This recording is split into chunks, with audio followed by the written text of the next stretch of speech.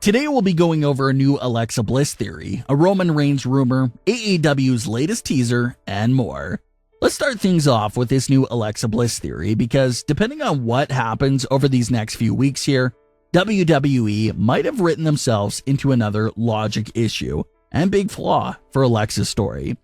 So back when the split from Bray Wyatt happened at WrestleMania, how did Alexa Bliss explain her actions? Alexa talked about how she was doing all of these things without the Fiend and realized that she didn't need him or the darkness anymore. But the main driving force behind Alexa leaving the Fiend was, of course, Lilly. Alexa made it clear that Lilly was there the whole time and never liked the Fiend. So Lilly made her do what she did at WrestleMania. That alone is still seriously flawed and questionable. The question we always ask that's never been answered is, why did Lilly allow this relationship between Alexa and the Fiend to go on for 6 to 7 months if she never liked the Fiend? Why did Lilly allow Alexa to bring the Fiend back in the first place as well? If you never liked him, why not leave him out of the picture? Don't revive him, and there you go. The spotlight is just on you. So definitely some flaws and unanswered questions there with that whole part of the story and logic. But then Lilly starts getting featured more and more. Alexa notices that Lilly has her eyes on someone, and they began teasing that target. After 2 months of teases and very small hints, it's finally revealed to be Shayna Baszler. A lot of fans questioned that decision as well.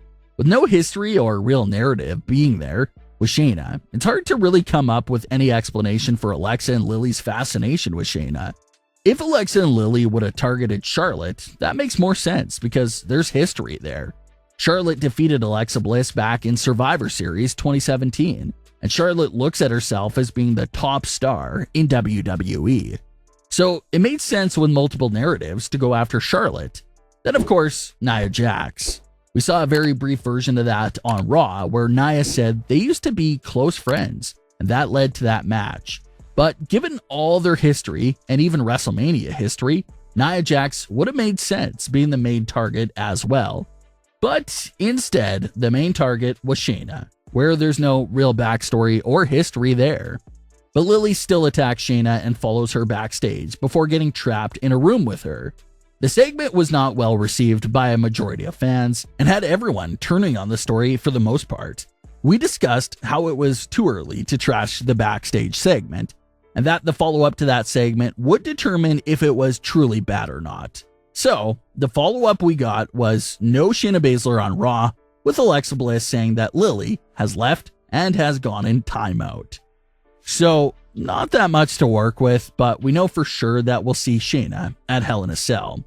Like we've been mentioning, Shayna has to show something. The character has to show some PTSD or effect from being locked inside that room with Lilly. One of the popular theories going around right now is that Alexa replaces Lilly with a follower like Shayna Baszler. The hints and teases could be there for something like that. Lilly was trapped in a room with Shayna for who knows how long, and what happened there?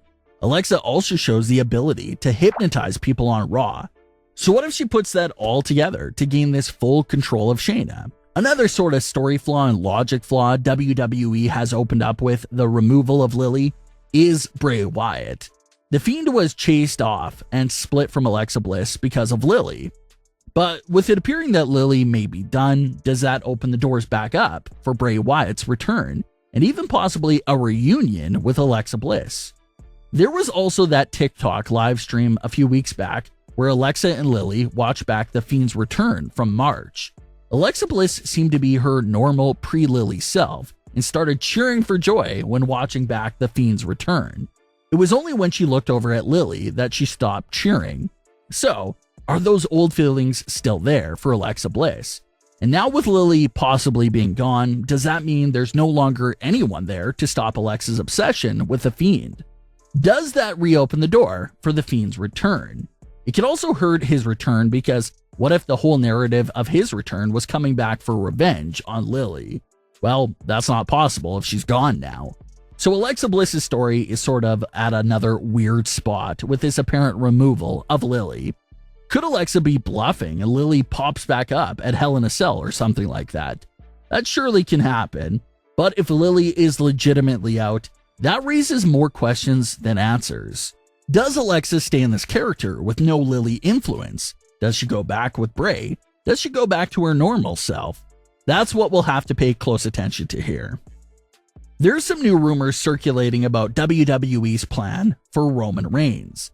Reports claim that one of the possible endgame plans for Roman Reigns' tribal chief character is to turn him babyface again and have him regain control as the top face in WWE. Fans are a bit iffy and unsure when it comes to that report.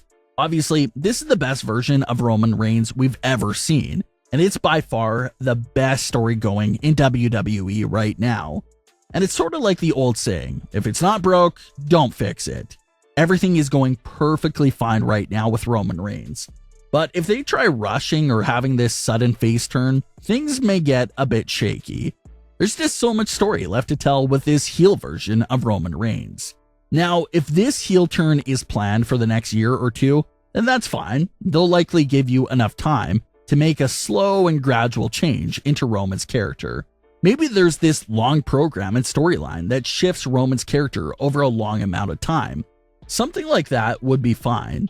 Maybe it's the storyline with The Rock or one of those more bigger programs like that. But a sudden overnight face turn for Roman Reigns is definitely not the move.